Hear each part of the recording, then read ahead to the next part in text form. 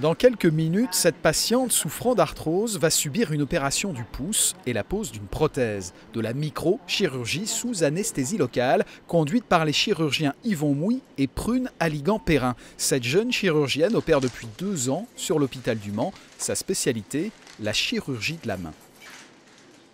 Sur la radio de cette patiente, on voit qu'elle a une arthrose entre le trapèze et le premier métacarpien.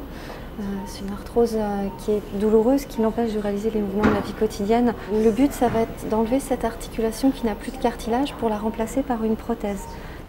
Une intervention sous garrot sans effusion de sang.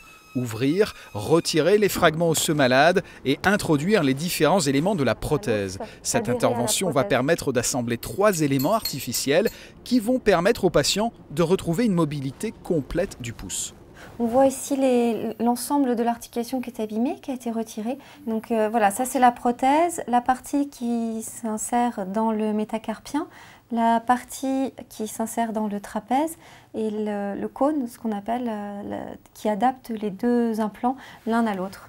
Bonjour Cécile, on vient d'opérer une dame d'une rhizarthrose, c'est l'arthrose de la base du pouce, et j'aurais besoin que tu me fasses une petite orthèse de rhizarthrose courte pour la protéger 1 mois. Après la prothèse, l'orthèse, une sorte d'attelle fixe ou articulée, va envelopper et accompagner la rééducation. L'ergothérapeute la fabrique sur place à partir d'une plaque en plastique thermoformable, découpée sur mesure et chauffée avant sa mise en place. On récupère donc un plastique mou qui nous permet de mouler directement sur le patient l'orthèse qu'on veut obtenir.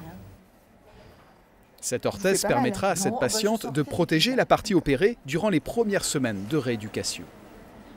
Vous allez garder ça à peu près 1 mois et puis après vous pourrez débuter tranquillement la rééducation avec passant sur chaque doigt, redescendant. Je souffrais beaucoup de mon pouce et comme je suis à la retraite, je voudrais me remettre à faire des tableaux et peindre.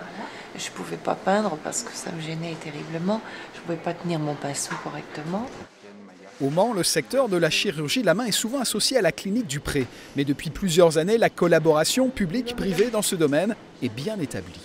Nous ne sommes pas assez nombreux pour fonctionner sans eux et eux, à 3, ne pourraient pas non plus absorber l'ensemble des demandes concernant la chirurgie de la main.